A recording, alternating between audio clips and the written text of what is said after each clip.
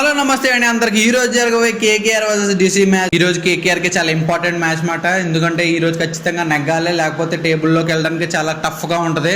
Last match Punjab తో ఆడిన match వర్షం పడి ఒక పాయింట్ వచ్చింది అనమాట. సో ఈ రోజు ఇంపార్టెంట్ మ్యాచ్ కేకేఆర్ కి. అలాగే డీసీ వాళ్ళకి కూడా ఇంపార్టెంట్ మ్యాచ్ అనమాట. వాళ్ళు కూడా వరుసగా ఓడిపోతూ వస్తున్నారు, ఫామ్ ఎక్కడో కోల్పోతున్నారు అనమాట.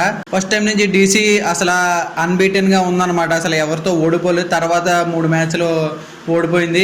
కొద్దిగా డీసీ మీద ప్రెజర్ అయితే బిల్డ్ అవుతుంది అనమాట. సో ఈ రెండు టీంల మధ్యన వీక్స్ ఏంటి, స్ట్రెంత్ ఏంటి, అలాగే కీ ప్లేయర్స్ ఎవరో తెలుసుకుందాం. ఫస్ట్ కేకేఆర్ తో స్టార్ట్ చేద్దాం. కేకేఆర్ లో కీ ప్లేయర్స్ వచ్చి బ్యాటింగ్ లో అజింక్య రహానే, అలాగే ఆండ్రూ రసెల్. సూపర్ అనమాట. ఎందుకంటే అజింక్య రహానే కెప్టెన్ ఇన్నింగ్స్ ఆడుతున్నాడు. ఎవరు మధ్యలో ఆడకపోయినా సరే మనోడు ఒక్కడే ఆడుతున్నాడు అనమాట. అలాగే ఆండ్రూ రసెల్కి బ్యాటింగ్ రావట్లేదు, మంచిగా యూజ్ చేసుకోలేకపోతున్నారు అనమాట ఆండ్రూ రసెల్ని. అలాగే ఆండ్రూ రసెల్కి బ్యాటింగ్ వస్తే మాత్రం అలాగే సూపర్ ఉంటుంది. సో బౌలింగ్లో వచ్చేసి ఎప్పుడు మనం మార్చేదే లేదనమాట. ఒకటి సునీల్ నారాయణ, 2 వరుణ్ చక్రవర్తి. వీళ్ళిద్దరూ ఉంటే కేకేఆర్ టీం మొత్తాన్ని మార్చేస్తారనమాట. ఇది కేకేఆర్లో ఉన్న కీ ప్లేయర్స్. ఇప్పుడు డీసీలో కీ ప్లేయర్స్కి వద్దాం. డీసీలో కీ ప్లేయర్స్ వచ్చి ఫస్ట్ కేఎల్ రాహుల్, అలాగే ట్రిస్టన్ స్టబ్స్. వీళ్ళిద్దరూ కూడా సూపర్ బ్యాటింగ్ అనమాట. ఎందుకంటే స్టార్టింగ్ స్టేజ్లో సెకండ్ డౌన్లో కేఎల్ రాహుల్ దిగి మంచిగా బ్యాటింగ్ ఆడి మంచిగా సెటిల్ అయ్యి మంచి స్కోర్ తీసుకొస్తూ ఉంటే లాస్ట్లో అంటే స్లాగ్ ఓవర్స్లో హిట్టింగ్ ఆడుతూ మంచి స్కోర్ని అయితే బిల్డ్ చేస్తున్నారు అనమాట స్టబ్స్. లాస్ట్ మ్యాచ్ మీరు చూసుండొచ్చు. ఎందుకంటే స్టబ్స్ ఎవ్వరు ఆడకపోయినా లాస్ట్లో మనోడు వచ్చి ఆడి మ్యాక్సిమం రన్స్ కొట్టి 160 రన్స్ వరకు తీసుకెళ్ళి, లేకపోతే 130, 140 దగ్గర అయిపోయేవాళ్ళు అనమాట. అలాగే బౌలింగ్ విషయంలోకి వచ్చేస్తే కుల్దీప్ యాదవ్, అలాగే మిచెల్ స్టార్క్ వికెట్ టేకర్స్ అనమాట. ఎప్పుడైతే వీళ్ళు వికెట్లు కావాలో అప్పుడు వచ్చి వికెట్లు తీస్తూ ఉంటారు. సో వీళ్ళిద్దరిదైతే టీం అయితే 2 టీంలు కూడా చాలా గట్టిగా ఉన్నాయి.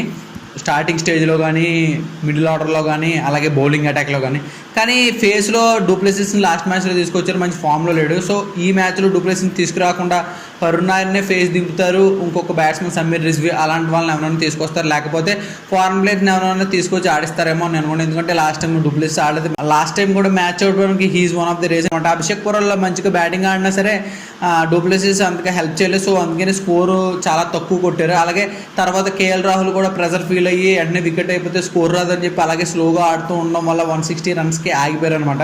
సో ఈసారి నాకు తెలిసి డూప్లెసిస్ ఆపి ఇంకా వేరే వాళ్ళని ఎవరైనా తీసుకొస్తారు, లేకపోతే ఇండియన్ ప్లేయర్స్ని తీసుకొస్తారా, ఫారెన్ ప్లేయర్స్ తీసుకొస్తారా అని చూడాలి.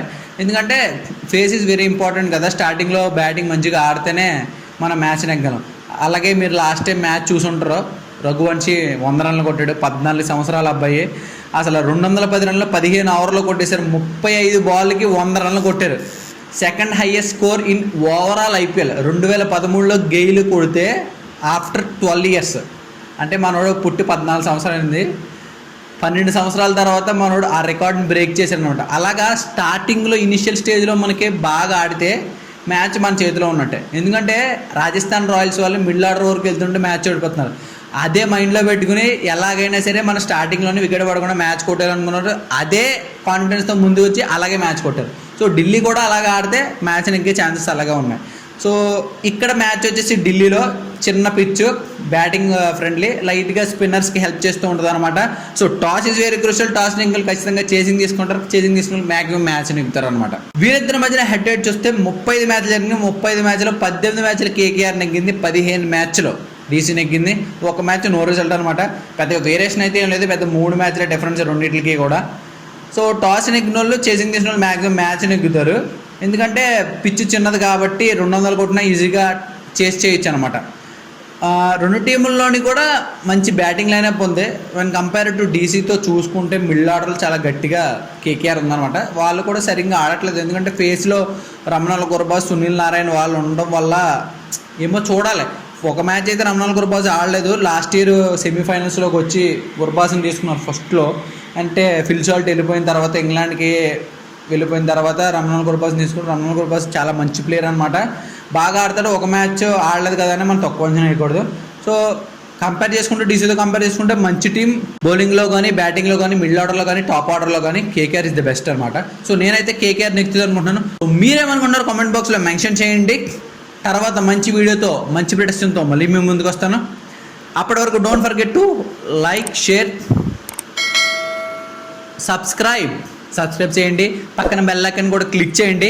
సరే మరి మ్యాచ్ చూసి మంచిగా ఎంజాయ్ చేయండి. ఉంటాను మరి. Bye bye.